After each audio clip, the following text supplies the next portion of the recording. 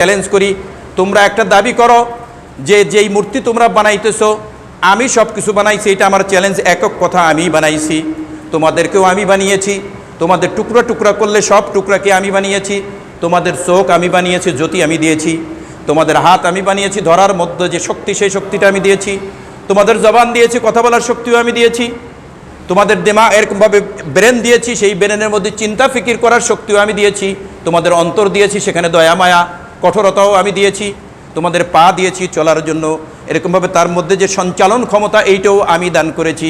তোমাদের ভিতরে বাইরের যা কিছু আছে সব কিছু আমি করেছি। তো তোমরা নাফরমানি করে তোমরা মূর্তি বানাও। তো তোমাদের কাছে একটা চ্যালেঞ্জ দেই, সেই চ্যালেঞ্জটা হলো তোমরা একটা দাবি করো যে ছোট্ট থেকে ছোট্ট একটা জিনিস তোমাদের এই মূর্তিগুলা তোমাদের সামনে বানাইয়া পেশ করেছে কিনা। আল্লাহর চ্যালেঞ্জ দেখছেন, কি বলেন? কোনো মূর্তি কোনো কিছু বানাইছে এই পর্যন্ত? হ্যাঁ, আপনি একজন হিন্দুকে জিজ্ঞেস করেন, এই তুমি মূর্তি যে বানাইলা, তো মূর্তি বানাইছো, তোমাকে এই মূর্তি আবার কি বানাইছে বলো?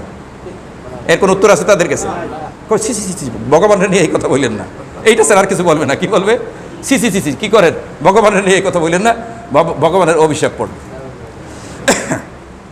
আল্লাহু আকবার, আল্লাহু আকবার। দেখেন, আল্লাহ তাআলা 7 আসমানকে তৈরি করেছেন।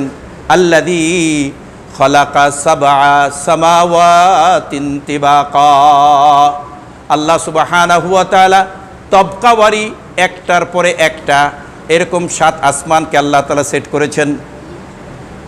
তো এই যে 7 আসমানকে আল্লাহ সুবহানাহু ওয়া তাআলা সেট করেছেন, তো এই 7 আসমানের ব্যাপারে বৈজ্ঞানিক বিশ্লেষণ রয়েছে।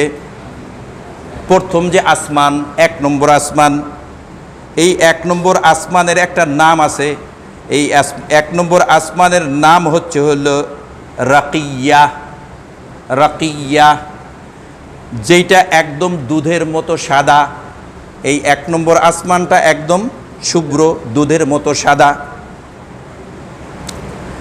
এবং এই আসমান আল্লাহ তাআলা তৈরি করেছেন, এইটার ধাতু হলো চাঁদি। ধাতু কি? চাঁদি, চাঁদি, রূপা। পুরা আসমানটা আগে বলেছি, মনে আছে তো? পুরা আসমানটার মোটা কতটুক? হ্যাঁ, 500 বছরের রাস্তা না। এই 500 বছরের রাস্তাকে 70,000 গুণ দিলে যেই পরিমাণ, সেই পরিমাণ, এই পরিমাণ আল্লাহ তাআলা শুধু 1 আসমানের মধ্যে চাঁদনি রেখে দিয়েছেন। 1 আসমানের মধ্যে আল্লাহ তাআলা এই পরিমাণ ব্রোঞ্জ, এই পরিমাণ আল্লাহ তাআলা এরকমভাবে কি বলে ওইটাকে, রৌপ্য আল্লাহ তাআলা রেখেছেন। তাহলে কি পরিমাণ রৌপ্য হবে? যদি এই পরিমাণ রৌপ্য যদি দুনিয়াতে নামাই আনা যায়, তো যেটা নাকি সম্ভব না, দুনিয়ার চাপে শেষ হয়ে যাবে। যদি ওর থেকে ধীরে ধীরে আনা যায়, তো এই রৌপ্য ব্যবহার করতে পারবে হাজার হাজার হাজার হাজার হাজার হাজার, একজনের জীবন চলে যাবে হাজার হাজার বলতে বলতে। এত কোটি বছর পর্যন্ত এইটা বিক্রি করে চালানো পুরা পৃথিবীতে সম্ভব? সম্ভব কিনা বলেন তো? সম্ভব। আল্লাহ। দ্বিতীয় আসমান, 2 নম্বর আসমানের যে নাম, এইটার নাম হলো ফাইদুন অথবা মাউন। ফাইদুন অথবা মাউন হলো দ্বিতীয় আসমানের নাম।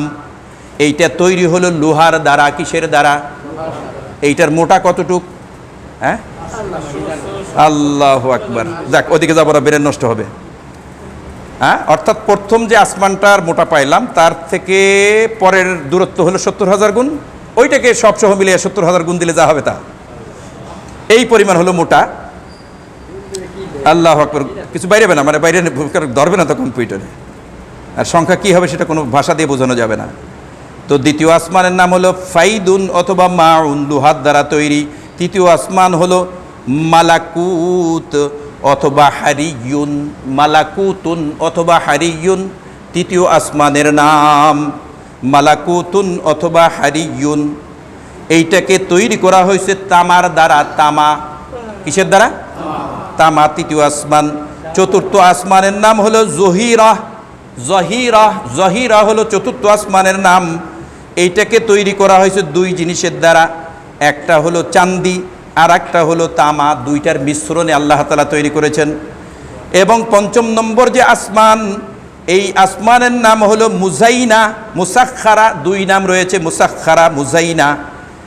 এইটা হলো লোহা এবং স্বর্ণ 2টা মিশ্রিত করে আল্লাহ তাআলা বানিয়েছেন, 5ম নম্বর।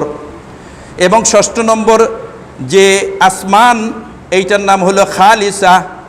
খালিসা, এই খালিসাকে বানানো হয়েছে হলো মণিমুক্তা দ্বারা, হীরা জহরত মণিমুক্তা দ্বারা আল্লাহ তাআলা ষষ্ঠ আসমানকে বানাইছেন। সপ্তম নম্বর আসমানের নাম হলো লাবিয়া বা দামিয়া, যেটা নাকি লাল ইয়াকুত পাথরের দ্বারা বানানো হয়েছে। লাল ইয়াকুত পাথর, পৃথিবীতে সবচেয়ে দামি পাথরের নাম হলো ইয়াকুত পাথর, যেটাকে অপর ভাষায় কোহিনূর বলা হয়। কোহিনূর হীরার নাম কি? কোহিনূর হীরার নাম শুনছেন না গল্পে বিভিন্ন জায়গায়, কোহিনূর হীরা।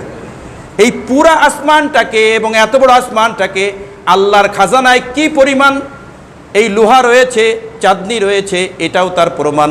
এবং এইগুলার বিশ্লেষণ যেটা হাদিসের সাথে মেলে, এই কারণে বলতেছি যে আসমান সৃষ্টিতে আল্লাহর যে মহত্ব আর বড়ত্বর পরিচয় পাওয়া যায় কি না? পাওয়া যায়। আল্লাহু আকবার, আল্লাহু আকবার। প্রথম আসমান, এই প্রথম আসমানে আমাদের একজন মুআজ্জাজ নবী রয়েছেন, তিনি হলেন হজরতে বাবা আদম আলাইহিমুসসালাতু ওয়াসসালাম। এইটা মুজিজার যে হাদিসগুলো আছে এবং এইটা আল্লাহ রসুলের যে মেরাজ হয়েছিল সেই হাদিসগুলোর মধ্যে আছে। প্রথম আসমানে রয়েছেন বাবা আদম আলাইহিমুসসালাতু ওয়াসসালাম, তার সাথে আল্লাহ রসুলের দেখা হয়েছিল। দ্বিতীয় আসমানে হজরতে ঈসা আলাইহিমুসসালাতু ওয়াসসালাম, এবং তৃতীয় আসমানে হজরতে ইউসুফ আলাইহিমুসসালাতু ওয়াসসালাম, এবং চতুর্থ আসমানে হজরতে ইদ্রিস আলাইহিমুসসালাতু ওয়াসসালাম, এবং পঞ্চম আসমানে রয়েছেন হজরতে হারুন আলাইহিমুসসালাতু ওয়াসসালাম, এবং ষষ্ঠ আসমানে রয়েছেন হজরতে মুসা আলাইহিমুসসালাতু ওয়াসসালাম, এবং সপ্তম আসমানে রয়েছেন আমাদের জাতির পিতা হজরতে ইব্রাহিম আলাইহিমুসসালাতু ওয়াসসালাম। এদের সকলের সাথেই আল্লাহ রসুলের কি হয়েছিল?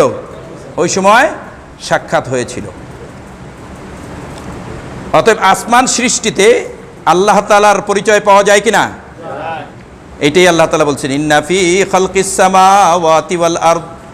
আল্লাহর পরিচয় পাওয়ার জন্য আসমানের সৃষ্টিতে আল্লাহর পরিচয় বিদ্যমান রয়েছে। আল্লাহর পরিচয় বিদ্যমান রয়েছে এক নম্বর একটা দলিল, এবং বিনা সতুনে বলেছি আল্লাহুল্লাযী রাফা'আস সামাওয়াতি বিগাইরি আমাদিন তারাউনাহা।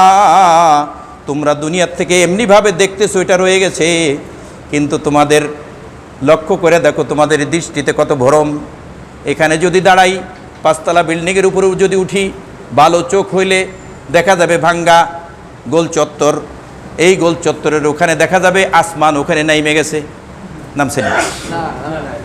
আসমানটা কি মনে হয়? ছাতার মতো না?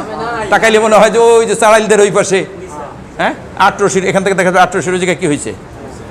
আসলে কি নামছে? নামে নাই। তো আল্লাহ সুবহানাহু ওয়া তাআলা বলতেছেন, তোমরা আসমানকে তো দেখতেছো, কিন্তু এটাকে আমি দাঁড় করাই রাখছি বিনা সতুনে, বিনা খুঁটিতে আমি দাঁড় করাই রাখছি। আমি পারি, আর কেউ পারে না। সম্ভব? পৃথিবীর সকল শক্তি দিয়ে যদি একটা আসমানকে ব্যবস্থা করা হয় যে একটা আসমান আমরা ঠেকাই, বাকি ছয়টা আল্লাহ ঠেকাক, সম্ভব নাকি? হ্যাঁ, সম্ভব। আচ্ছা ঠিক আছে, যদি না ঠেকাইতে পারি, আমরা তো ভাঙতে উস্তাদ, তাইলে ভাঙ্গি, পারি নাকি? ভাঙতে পারেন কে? এটাকে রাখতে পারেন কে?